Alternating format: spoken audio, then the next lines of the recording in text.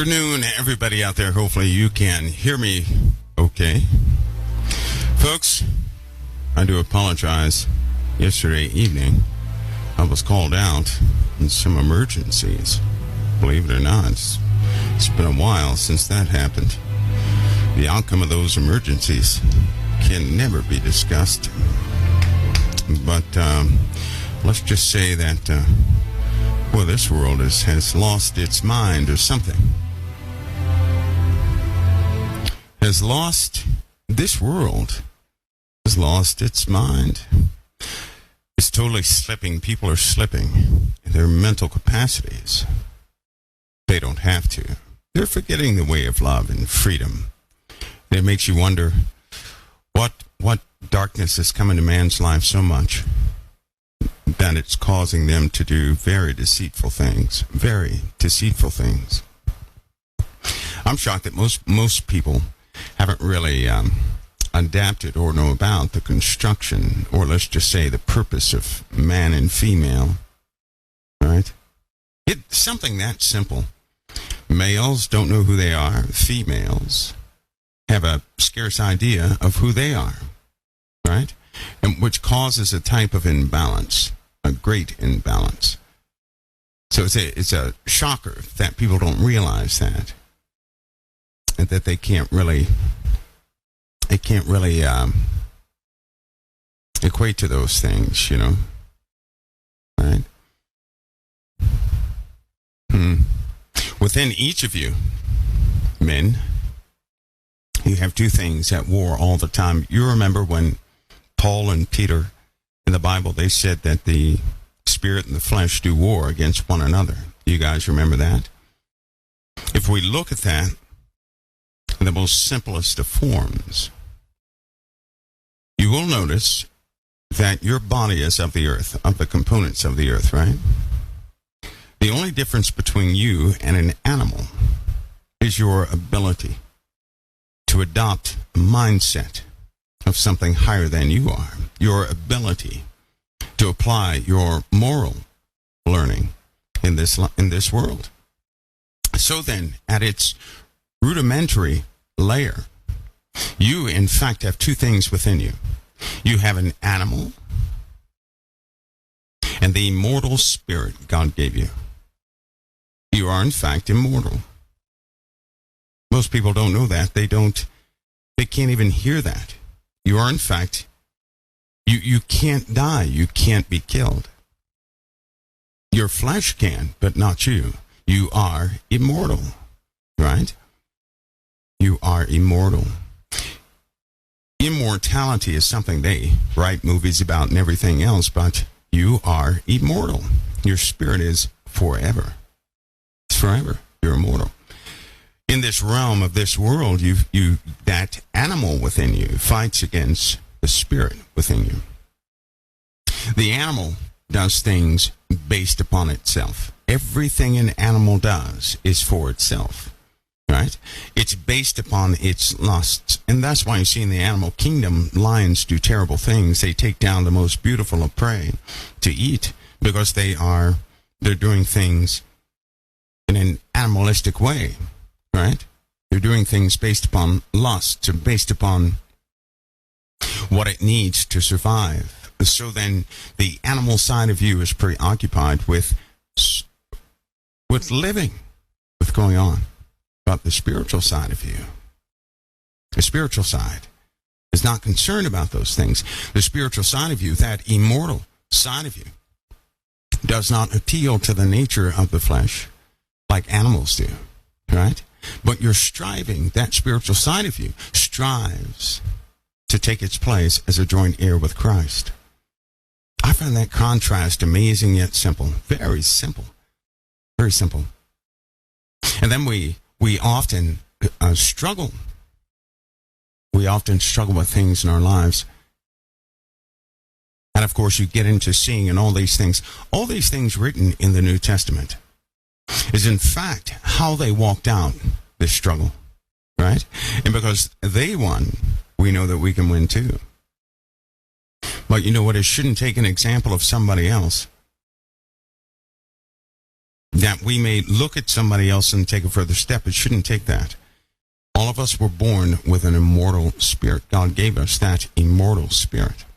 All of us are also, because we are your bodies are of this earth. It's made much like the animals. Even the physiology of your body is just like the animals in the wild. But because of your spirit, that makes you totally different. To be a joint heir with Christ, right, is to be a son of God. You are on a path to become just like the angels, neither male nor female, but complete. If you're neither male or female, you are in fact complete. Not incomplete, but complete.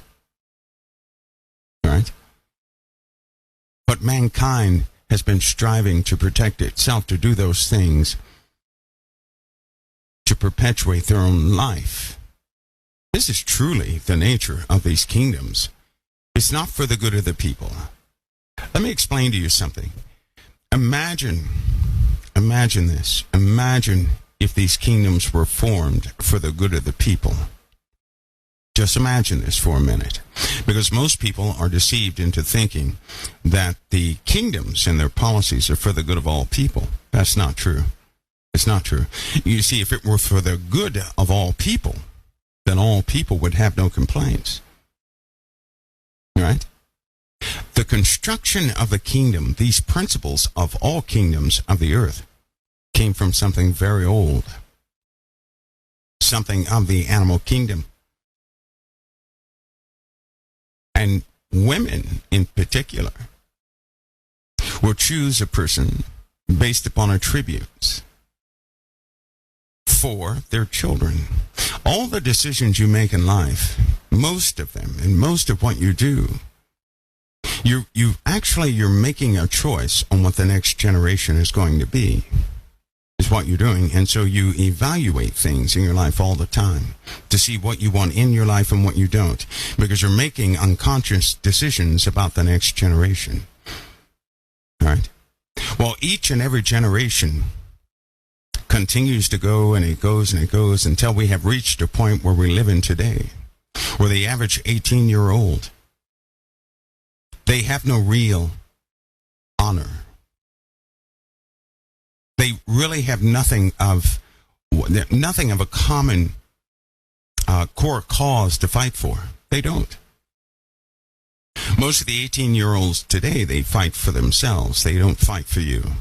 The generation prior to the children that are in place now, our generation, right? We were at the tail end. If you were before this generation, ours, meaning if you're less than 80 years old, you're of that generation, we were at the tail end of a generation who fought for the sake of all things. They fought for their way of life collectively. But then all of that fell apart. All of it fell apart. So which means your grandparents and your parents, to your parents, who are, some of our parents are in their 80s and 90s, they find this world unrecognizable. It's not the same, and everybody is fighting for themselves. The average 18-year-old right now fights for themselves. That's why they will disrespect their parents. Morality has totally been lost. And the generation prior to that has been so busy trying to make it in life that our children are on their own. They're on their own. When you're on your own, you go back to what? This animalistic behavior. Because without proper teaching, how can anyone have a good example to adopt the spiritual things of life? How can they do that? And so what we see here is a generation that is primed to worship the true beast. We see a lot of people that are primed to worship the true beast. All of us are not really primed to worship the true beast, but we're caught in a struggle between servitude of the Father and servitude of the kingdoms of earth. Remember, this new generation does not connect with the Father like you do. They don't. You're in a generation that was born to warn others.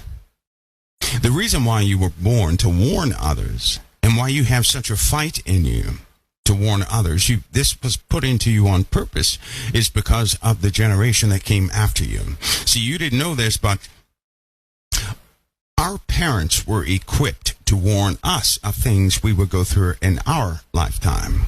We are equipped to warn our children of what they will go through in their lifetime.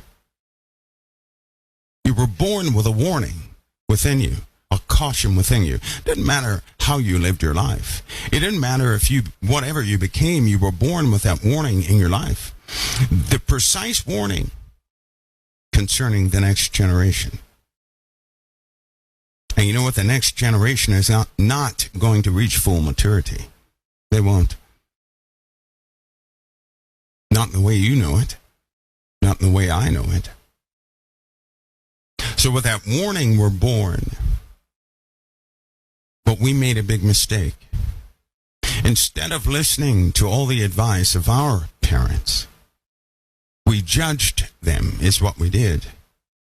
Evil things begin to happen to most of us in our youth, just about for everybody. Evil things begin to happen in your youth, because that was when things were falling apart.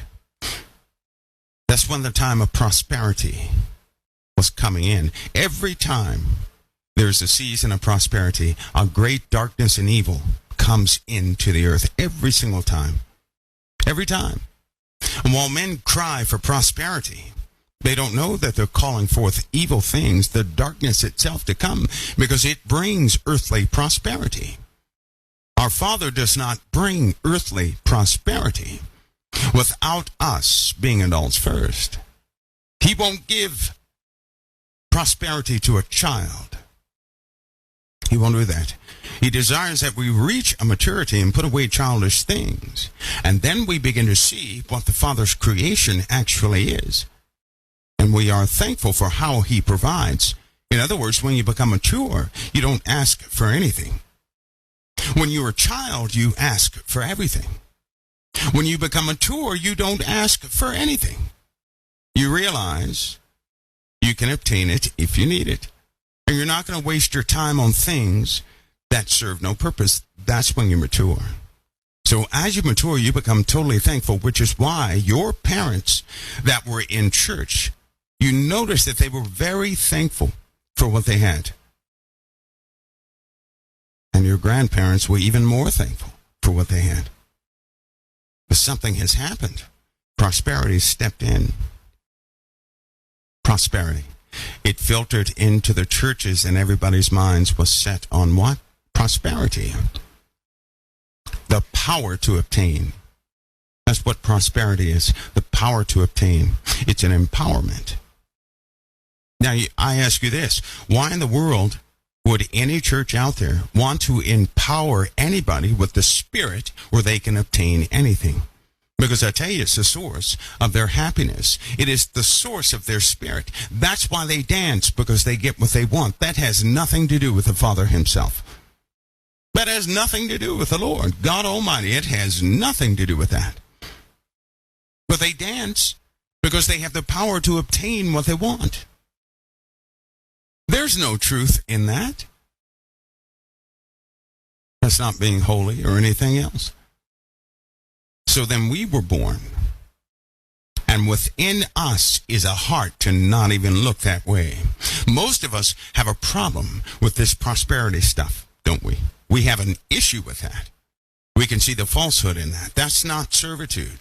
Many of us have been refining one another, saying, stay out of that stuff. Stay out of that stuff.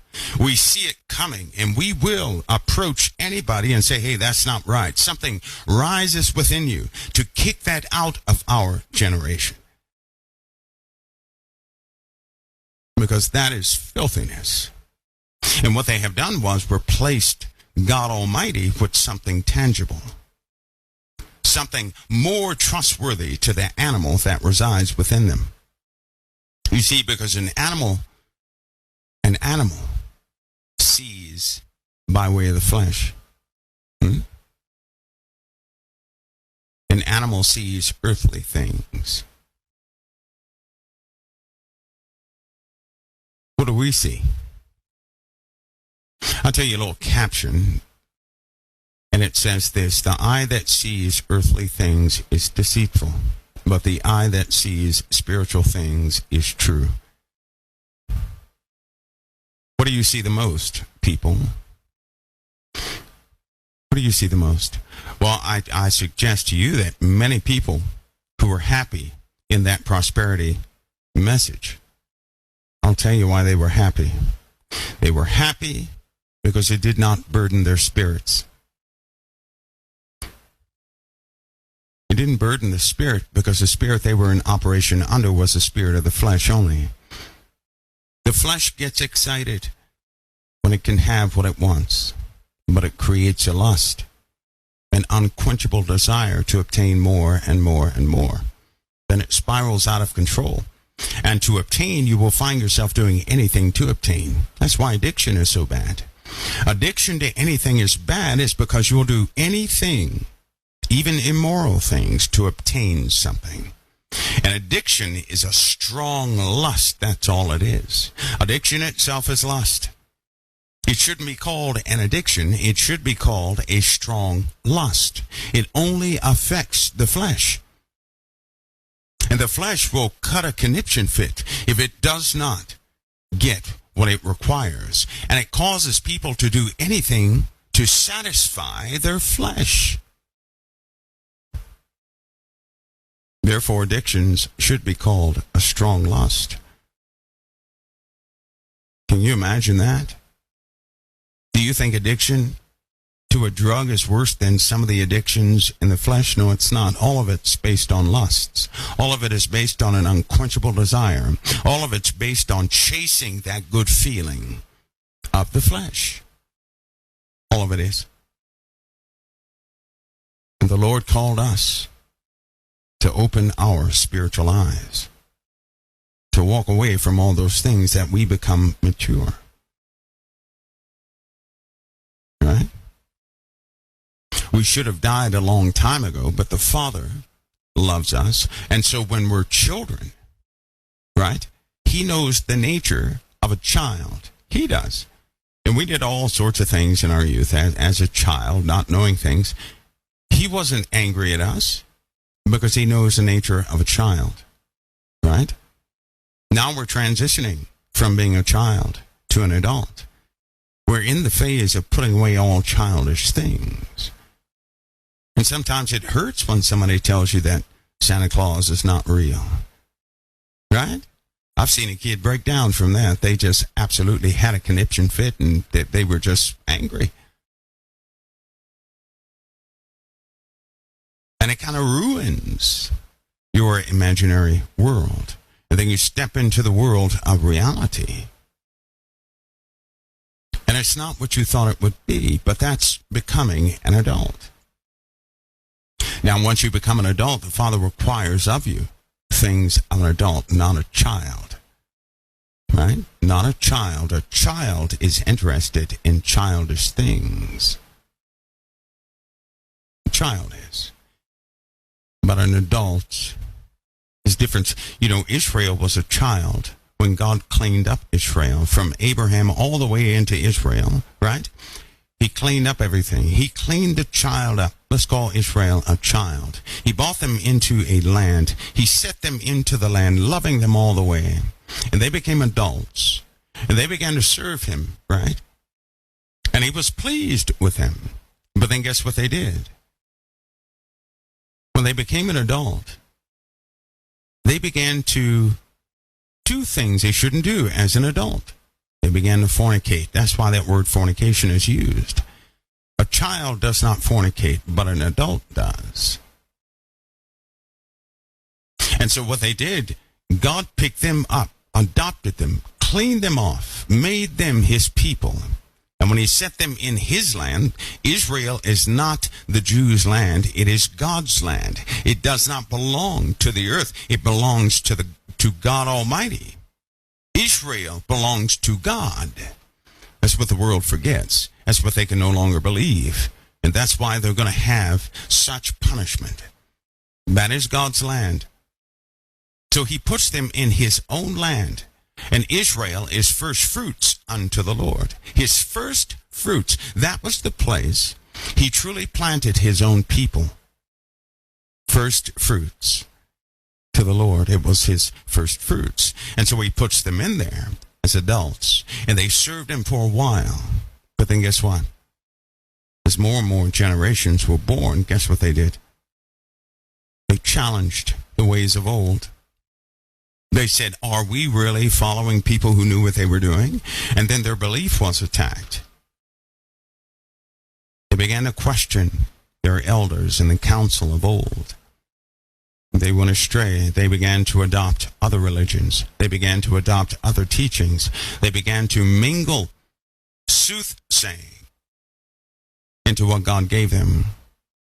They even took the treasures, the holy things, out of his earthly house and gave it to strangers and put some of their stuff into the places that were deemed holy. So they totally fornicated and they defiled his land and they made his heritage a reproach.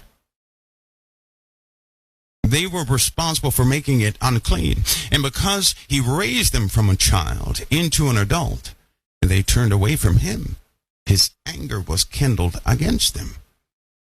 You'll find out his anger is never kindled against a child. His anger is kindled against an adult. What makes a person an adult? One who knows. See, when you know, you're no longer a child. Children don't know everything. They don't know how to navigate life and everything. Once you become an adult, you're given the Spirit to maintain your adulthood. So God's anger can be kindled against an adult, never against a child. So his anger is against those with whom he has raised us.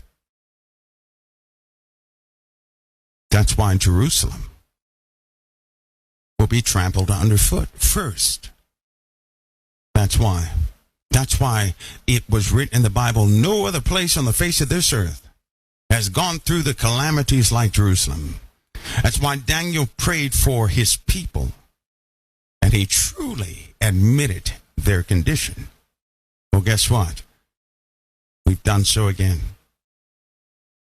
We've done so again in our country. In our country. In America. See, it doesn't matter the true story of how America was established. Here's what matters. That you were in this country, and born in this country, you found the Lord.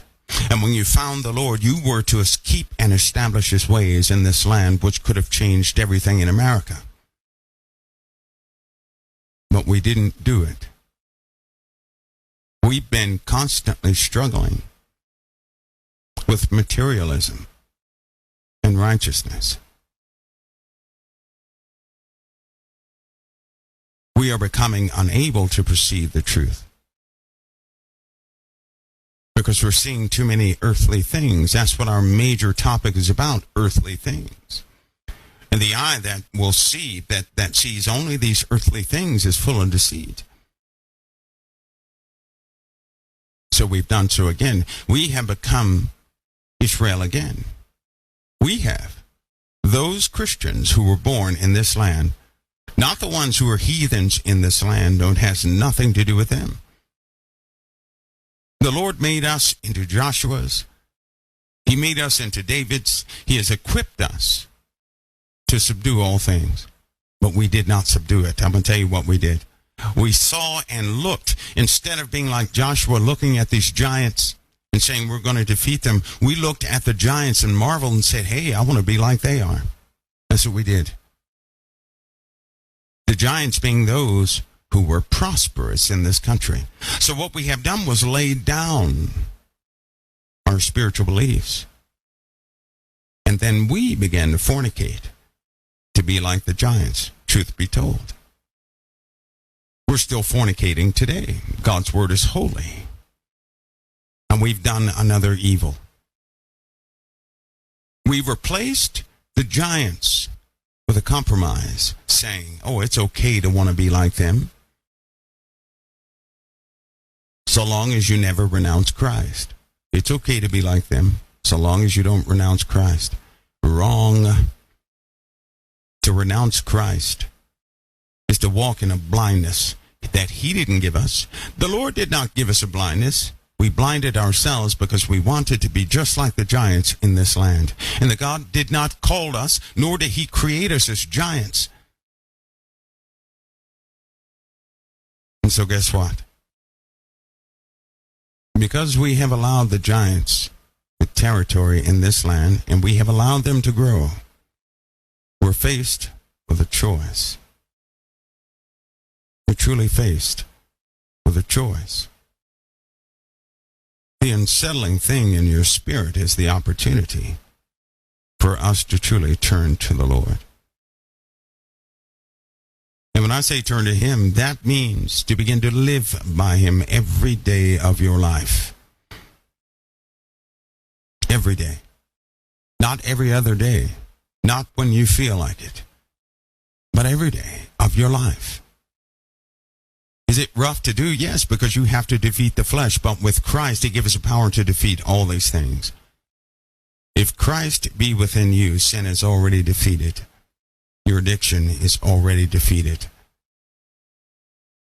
But because you look with earthly eyes, you doubt the power of Christ. That's what makes you doubt the power of Christ. You see with earthly eyes.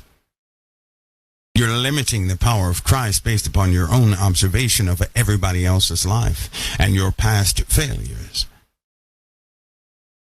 So you're still seeing with earthly eyes. And materialism has you in chains, bound to the things of this world. You get so far in joy and it all falls apart with a bad text message, a bad email, a bad phone call. It is delivered to you from many different ways. Even some of those you trust the most can give you bad news to ruin your entire day. When they become annoyed, they become vessels of darkness. And things come through then to get to you. Why does it continue to work? Because we see with earthly eyes.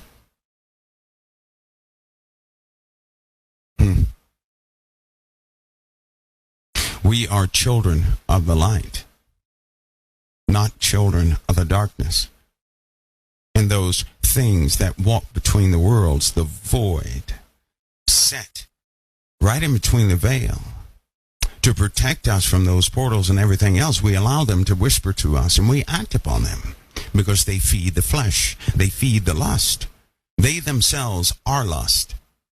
They are your desire. And the more you act upon your desire, the more you destroy yourself, and the more you grant them power to work through other people. Why do you think America within itself, most of the people follow?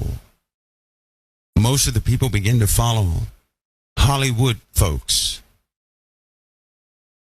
They aspire to want to sing just like the music they hear. They aspire to become like the movies they see. They are obsessed with the world of video games. It's not so much the video game. It is the story within the video game. It is the average person being able to conquer everything they think of as a foe. In a lot of cases, there are no teams in these video games for children. They're out there fighting by themselves. And the more people they kill, the more they obtain. What do you think that is? Who set up a game like that? The more people you kill, the more you obtain. The greater your power, the more people you destroy. You don't think that is psychologically implanted into the minds of everybody? So with a small trigger point, guess what? All the generations who enjoy those video games like that will react just like that. And you know what? They're doing it. How many murders do we have to see where the individual is not quite sure what in the world they did? Because they're already programmed. Already programmed. They're given totally over to the flesh, and they are truly prepared to worship this beast system. Totally prepared. Quickly in America, our lifestyle has become an abomination in the eyes of God. Truly it has. We think, a lot of people think that nudity and cursing and all this, that, and the other is okay, it's fine. People are just, they do, it's on television. All of what you see is on television, and they have no desire to hide it anymore. It's socially acceptable. And that's when you know society has truly fallen. I don't know if you know this, but society has fallen. When society breaks away from its morality, there is no society. There's none. A society lives in light and not darkness. When you throw away morality, you're in the darkness. That's not a society. That's a bunch of people walking around like Sodom and Gomorrah. And it will come more and more like Sodom and Gomorrah. Sodom and Gomorrah were in the darkness. The Father talked about that too, and the same practices we have were in those places. Sexual immorality, lewdness was there. People prancing around, creating a lust inside of people who never had it. Luring people, deceiving people, having all function by lust. Creating a perfect story that people try to replicate in this realm of reality. They've lost their identity. And if we're not careful, we will have no identity. And again, we were born in this nation and we looked at the giants and said, I want to be just like the giants. Your parents, not even knowing, told you to serve whatever system is in this country because that's what you do. But the problem is, if the system becomes immoral, that's not a system you want to follow. A long time ago, the system in America was highly moral. It was very moral. People, it was a struggle, but people had morality. They had compassion. Compassion is what caused Martin Luther King to do what he did. Compassion is what caused Kennedy to say what he said. Compassion ruled in this land, great compassion, which is why it was the great melting pot. And everything is being reversed. There is no compassion. There's only survival. Have you noticed the message has changed from compassion and truly that all men are created equal to survival, that we must live? This is the new message. We must survive and we must live. That's the new message. There's no more talk about compassion. Bestowing civil rights upon a person cannot work lest there be compassion, because the populace must understand, hey, these people deserve the same rights we have. That works by way of passion. Men are losing their ability to look upon their brothers of different races and colors and have compassion that they would have upon themselves. And what does that mean? That means that people have separated themselves from all other races. So you truly see a divide of races. People don't really want to talk about it, but you know and I know it exists. And just like the footsteps of Israel, what are we doing now? See, Israel did the same thing. They were doing things once by obedience to the Father. Once they were established, they did things by that. Then they began to enjoy themselves. They were prosperous. Then they began to interpret what God wanted everybody to do. That was wrong. And then they were exiled. They were stricken. They were exiled. That's why God called them a stiff-necked people. They were exiled, stricken, their temples destroyed. They went through calamity after calamity. And you know what God said? Why? Why? Why should I do anything to them anymore? They'll just rebel more and more. We too have become rebellious. We have forgotten. It's not enough to say for a man to get on TV after having all they did and say, God bless America. And then they go right back to the phone and they begin to destroy people's lives by selfish and cruel policies. Let me ask you this. How can you separate God from kingship in the earth? Of whom do they consult before they pass any laws? That's what I want to know. You can't do the right thing for humanity unless you consult the one who created humanity. Do you think they consult God? Because you cannot consult God directly unless you go through his son, Jesus Christ. But they don't speak of Christ. Do you all see? This generation is primed to worship the beast. They cannot see the beast. That's why they're going to worship it. They don't know it as an abomination. That's why they're going to fight for it. They don't perceive it as Lucifer's power, seat, and great authority. That's why they'll lift it up.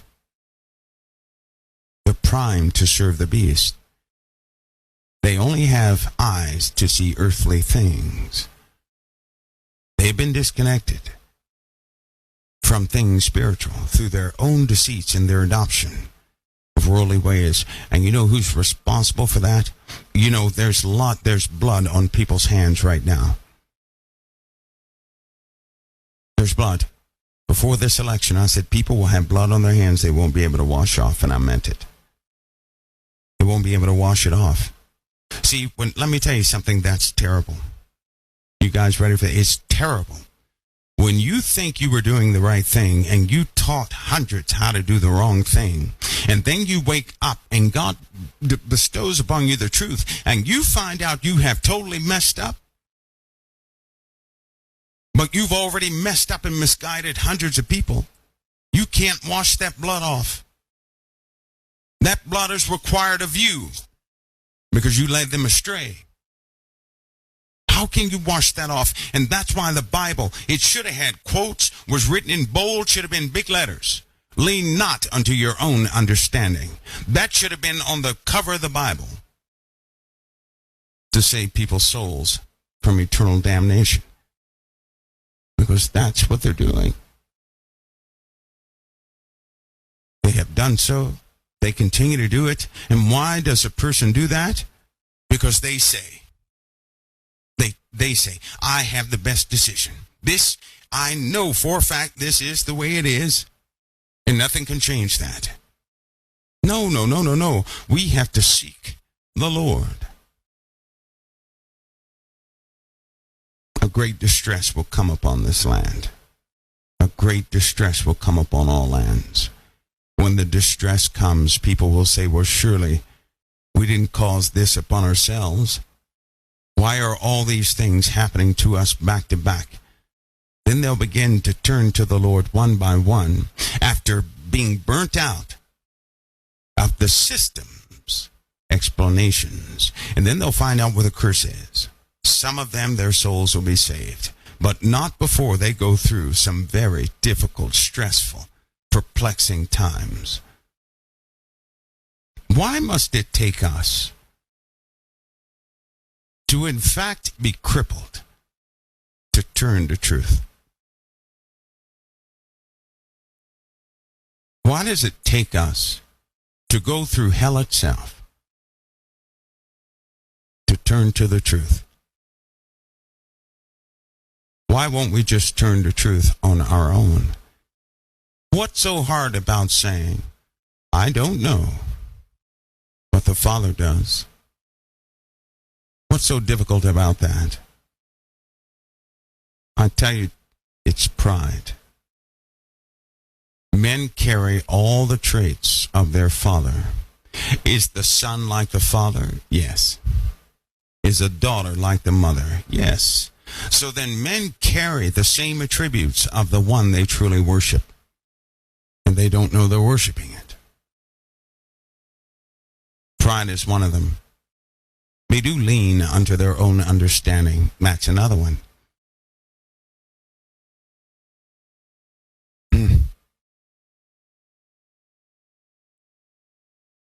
And that time, the end times that's coming, is when we have to reap certain things in our lives, things that we have sown. Here's a good thing about knowing God's Word. If anything in my life takes place, right? I know it's the Father, first of all. Whether I've sown something or not, that I have to reap, then so be it. Because it's the Father's doing. I have great comfort in knowing that the Father is truly in charge of my life because I gave my life to Him. I don't try and keep my life. I don't call all the shots in my life, and I consult Him all the time. There's a great freedom in that, great liberty in that. But you all know when you're stuck making all the choices, you will share the same distress of the nations. And believe me, the nations are very soon to be highly distressed. There are situations out of control, things they cannot forecast, things that will come upon them. And without hesitation, they'll seek all of their own counsel first. Many of them will cry. And they'll say the very phrase I don't like. They'll say, I can't believe this just happened.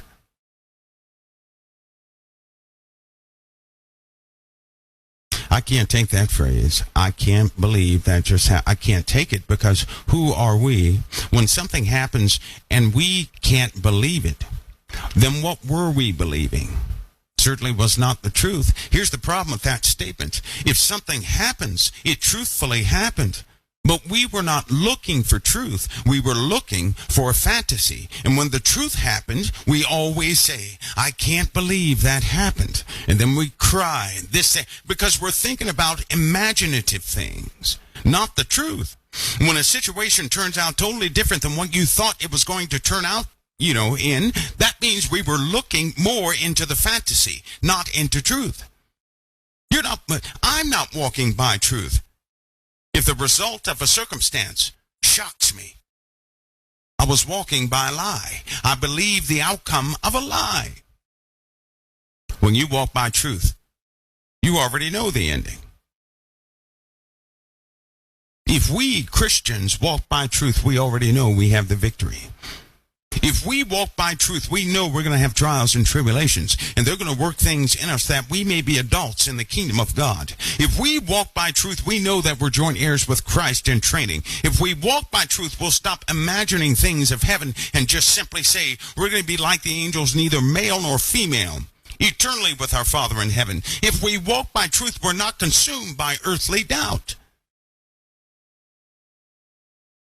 We'll stop imagining these things in our lives that hurt our feelings, make us stumble, put blood on our hands, and but most importantly, we won't teach our own imaginations to another generation. I don't know about you. I don't want to be in a position where I don't want blood on my hands because I taught something to somebody else that was absolutely not right. And what I mean by that, it destroyed their lives. I just absolutely destroyed their lives. Perpetuating this falsehoods. There are so many falsehoods out there. And that's why I like the gospel of Jesus Christ. I love the gospel. I'll tell you why I love the gospel. A lot of people don't like the gospel because they say, well, the gospel has no order in it. No, it has liberty and freedom. They say, well, I wish the days of old would come back where they threw people outside of the city. These are folks who want to control things. Now, you have to remember something. If Jesus fulfills, the commandments of God never changed. But to keep the commandments of Christ fulfills the 10 commandments without error. Without error. If you love your neighbor as yourself, you'll never harm your neighbor. If you love the Lord your God with everything that you are, you'll have no other gods before the living God. You're not going to covet anything from your neighbor, which is to desire to desire so much where you want to go and take it. You're not going to be an adulteress. You're not going to want to take somebody else's wife. You're going to respect their territory. There'll be certain zones you say, oh no, I'm not doing that because this flesh is full of stuff and I'm not going to look over in that direction. My Lord told me don't do it. And then you'll instantly say, Lord, lead us not into temptation. See, if we accept the gospel, we're free. You're free. You're actually free in Christ. You know what? Marriage is the same way. I'm going to tell you how mankind has damaged the concept of marriage. Because most people in this generation, they do not want to get married because it's a burden. Marriage was meant for absolute freedom. Here's what happened. Before marriage, right? Before people were married, they used to run around lustful, having dreams, and you guys are mature. You know what I'm talking about. Just wanting someone. Right? Falling in love with somebody already belongs to somebody else. You're out there just messing up totally inside of yourself, corrupting yourself and everything else. But then you began to date or you began to know someone and you just loved it to do good things for that person. And that person just loved to do good things for you. People can date for years. They really can, and enjoy their lives. But as soon as they get married, it goes downhill from there. Why? Because people have destroyed marriage. The first thing that happens in a marriage is two dodos will simply say, well, you're supposed to do this, and you're supposed to do that. See, when you do that, you take away the liberty. When you're dating, you can say, well, I'm done, I'm walking away. Anybody can walk away. You're free to walk away. Once you're bound to one another, you can't walk away. That's one trap. And then the other person tells you what you're supposed to do. That's another heavyweight. And then the other person tells you what you're supposed to do. That's another heavyweight. And then everything you give the person, they say, well, you should have got more. Because they feel like they're entitled to everything you do. So nothing you can do is acceptable anymore, nor is it a gift. People ruin holidays that way. People ruin birthdays that way. They ruin everything. I can't stand birthdays. Me personally, I don't like birthdays. I don't like the concept of someone contacting everybody saying, hey, I was born on this day, honor me. I'm just being frank with you. Birthdays are just dumb to me. Even when I was a kid, they're just not, it may be your thing. I like to have, but ironically, I love for children to have birthdays. I do. Because it's an event where you can convey love, but it has nothing to do with a birthday. Isn't that funny? I myself don't like the concept of it. And then sure enough, I found out where it came from. I said, oh, well, that's why. I don't like that. I love to give out of love, freedom. You can't give out of love for an obligation. Do you guys know that? If it's an obligation, it's not from your heart. It's a task you must commit to. People have turned marriage into a task. There's no freedom in marriage. Marriage was supposed to be a commitment between two people who could then freely give to the other without obligation to convey love one to another. That's what it was.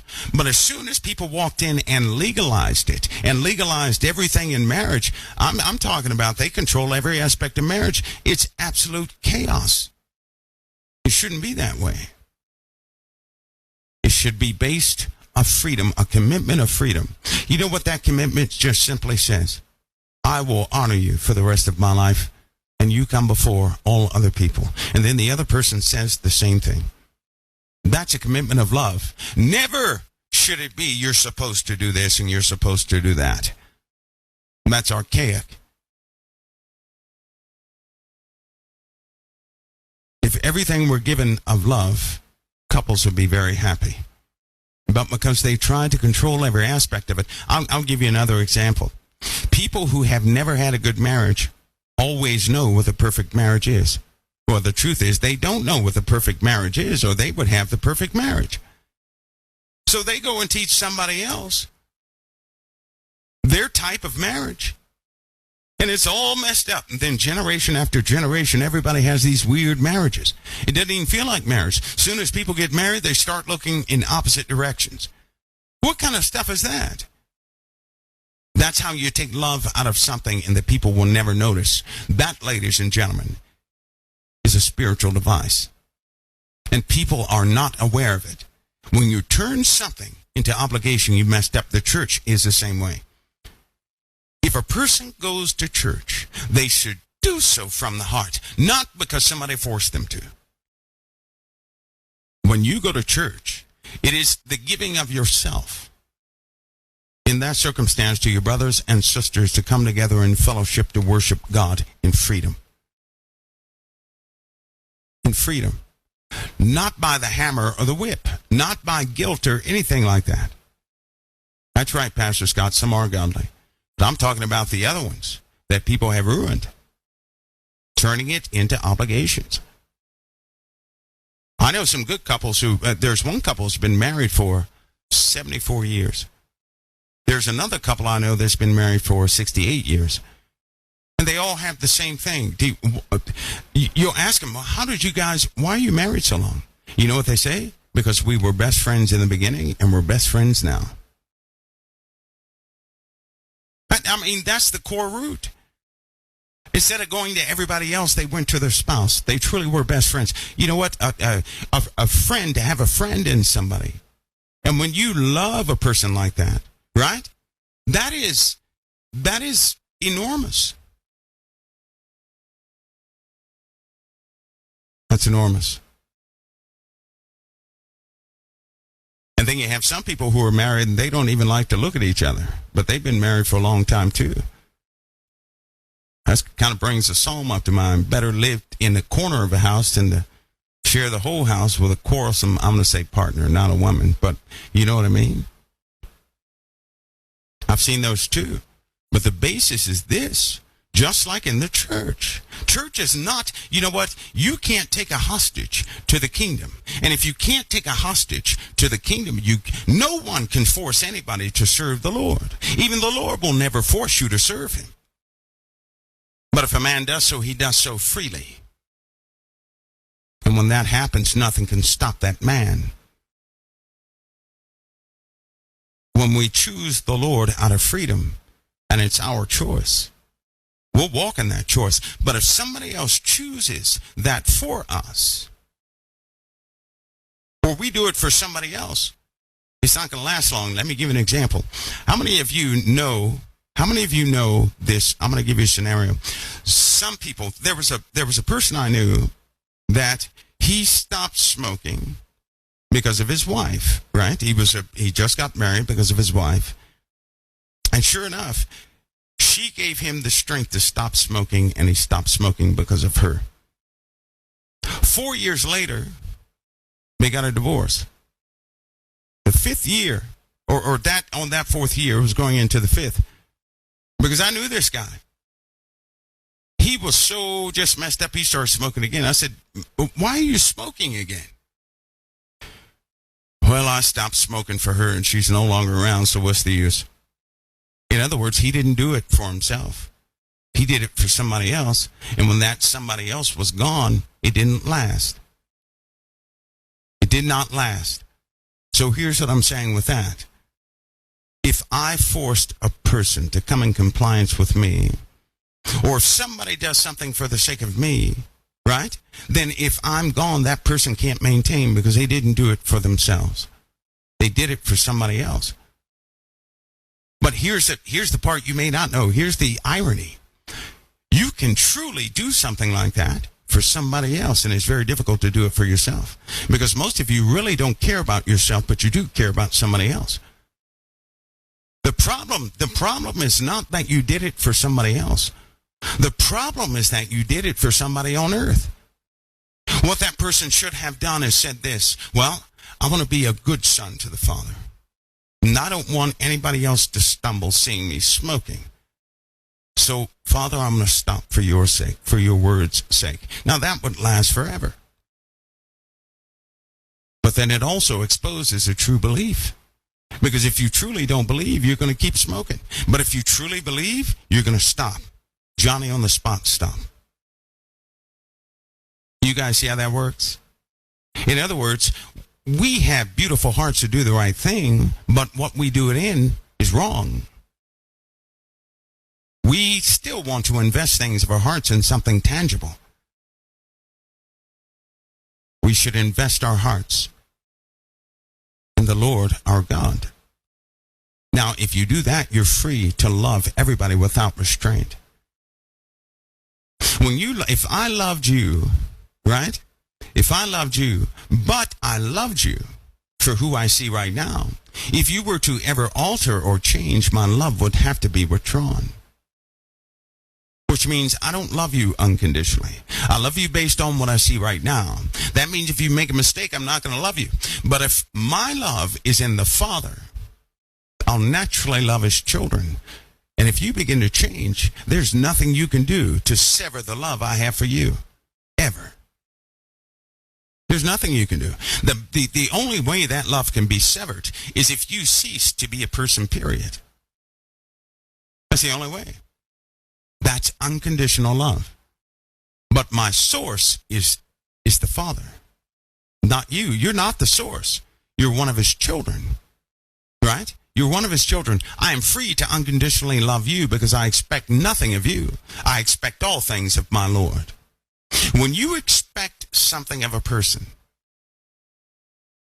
love can be tainted regarding them. Because no person can ever meet the expectations of another. I will never meet your expectations. You will never meet my expectations, if I had any. And that causes issues between two people that love one another. My love is in the Father, and I have no expectations of you. So it doesn't matter what you do. Doesn't matter. People have cursed me out and everything else under their tongues or do whatever. And I still walk the earth like nothing ever happened. I seek no revenge. I am free to love them. Free. My expectations are in the Father, not in people. Never put your expectations in folks. Don't do that as a leader either, because you're the one that's going to lose your hair. You can require a person by way of that job to perform to their maximum ability of which you know. You can push them to go further and further every single day. But should they ever fail, and they can't meet that standard, guess what? If they truly can't physically meet that standard of what they are, they don't need one to chastise them. That's when they need a leader. That's when they need understanding. Right? Now, if a person is lazy and you know their capabilities and they just refuse to do it, that's when they need discipline.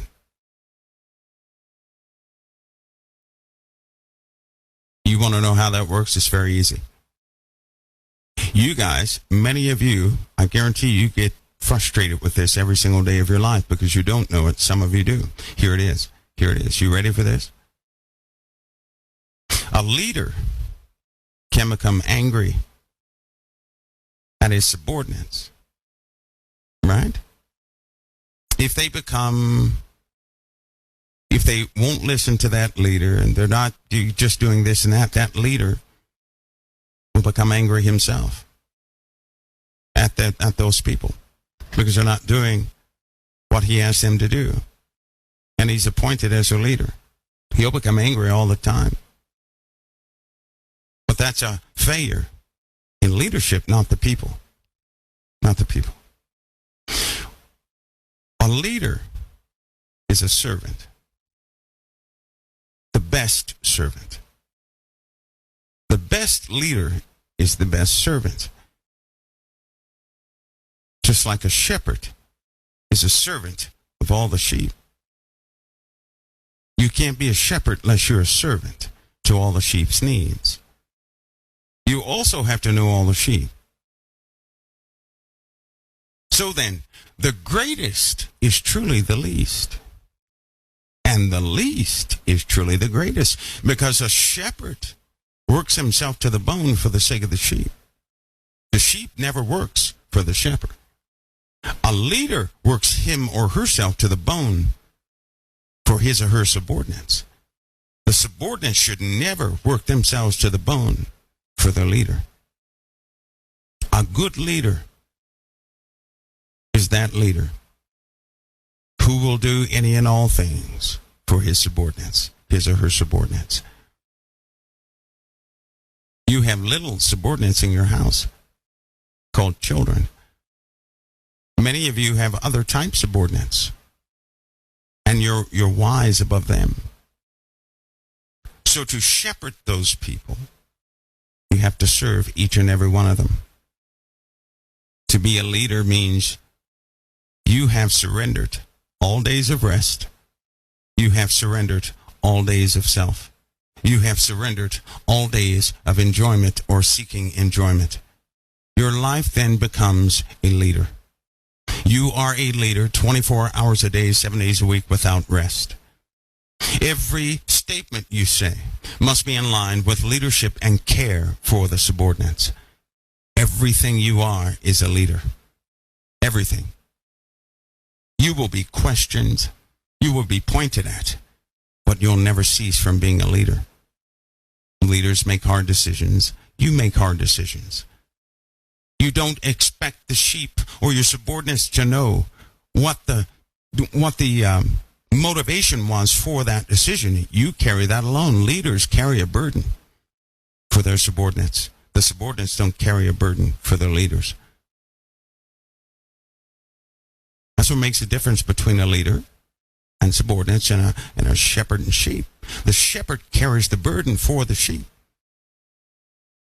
The sheep never carry that burden. You know what Jesus is to us? He is the good shepherd. He's the one that carries a burden for us. We don't carry a burden for him, or we deceive ourselves. If the sheep carried a burden for the shepherd, then the sheep are no longer sheep. There's something else.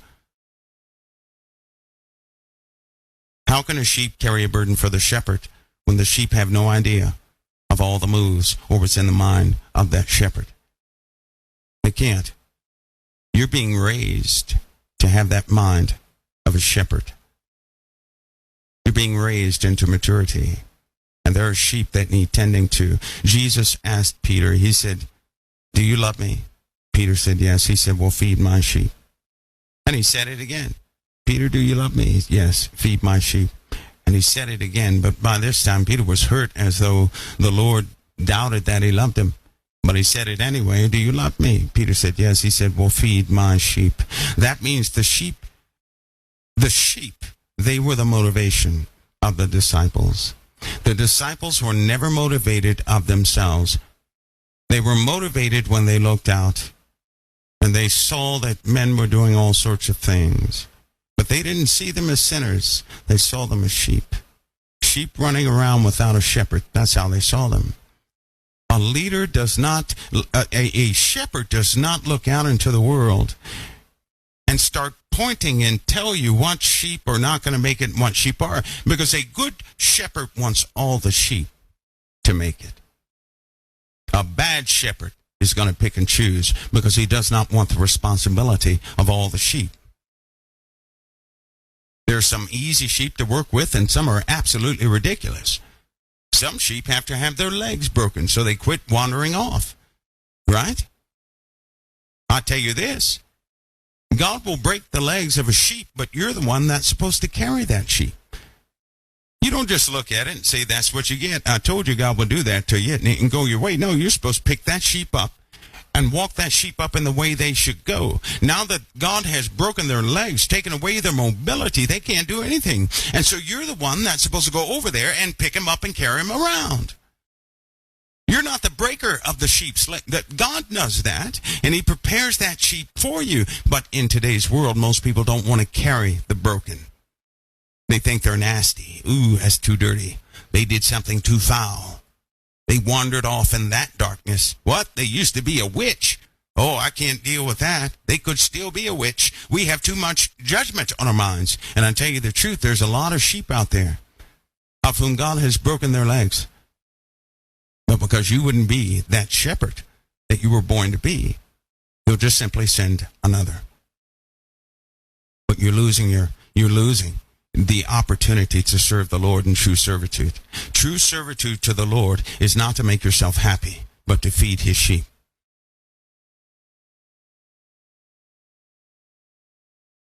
And if they are his sheep, they're not yours. Don't you feed them what you think they need to eat. You better feed them according to the Lord and the Lord only, which means that shepherd has to be in. Listen, they're going to fast. They're going to pray. They're going to pray some more. They're going to ask of the Lord, what shall I give them? They're going to seek God in all things, because the sheep need to have nourishing food, not junk food. And each one, well, in the beginning, each one eats differently. Some don't like the food, and they'll rebel. Nevertheless, they're still sheep. Some run away outside the fence line, only to get chased by wolves, and then they come back and say, oops, I went astray.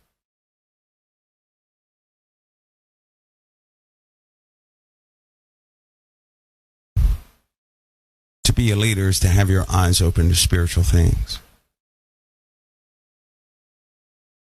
To be a shepherd is to be in true servitude to the Father forevermore. It is taking up a lifestyle and saying yes in all aspects of your life. Every shepherd on this earth has issues. Here's the difference, though. They will always serve the Lord no matter what the circumstances, no matter what the trials, no matter the rebuke, no matter the pain, no matter anything. To their dying breath, they're going to care for the sheep.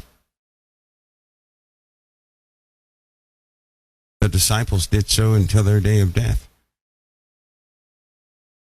because they truly loved the Lord. When we truly love the Lord, we will feed his sheep. You can't feed any of God's sheep unless you love Jesus of Nazareth, because he grants the food they must be nourished from.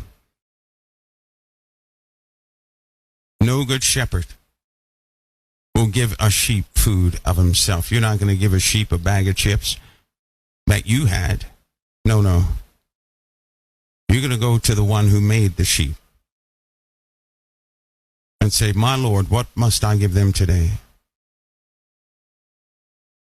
And every shepherd knows that when the sheep are fed, the shepherd receives joy that moment.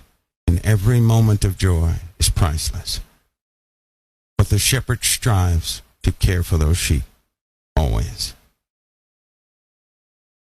Shepherds don't seek to be taken care of.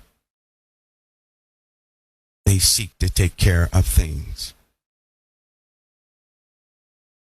Many of you have reached a point of maturity.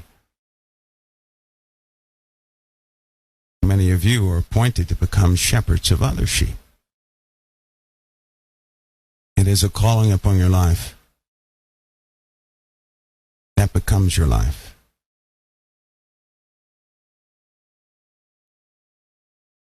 That's why it teaches you humility and meekness. That's why. Folks, it is 6:12. I got to go. I got to run, guys. I know I didn't talk long today, but I thought I'd share those small things with you. You know, I look out into this world, and there's so many people with beautiful hearts. Satan he's doing his thing. He's on his job 24 hours a day. He's not going to stop. Therefore, we can't stop either. We're not going to stop either. We stand in the gap. We've been given the power to stop him in other people's lives. We have been given that power. We can't change somebody's life, but we can face off Lucifer himself, because Jesus has given us the authority and the power to do so. So long as we stand, they don't get through. I don't know about you, but I decide and I choose this day to stand, not for me, but for you. And if you chose to stand for me and not for yourself, then nothing can overcome us, because we stand for one another in unity. And there is no power on this earth that can overcome that, because when we do that, we stand in the fullness of Yeshua HaMashiach. And there is no power that will overwhelm nor overcome Yeshua, because he has overcome all things. That's called standing in him. It was written that God is love. Therefore, to stand in love for one another, unconditional love, is to stand in the Father and in the Son. And if we do that, we are truly standing. God bless each and every one of you. You all have a wonderful, wonderful evening. It's a chance. I may sliver back on later on this evening. We'll just see what happens. Okay. God bless each and every one of you. Thank you for joining us. You guys are awesome. See, now would be a good time for some praise and worship from Pastor Scott. Hint. I'm just joking, Pastor. I'm going to say God bless you all. You guys keep standing. God bless.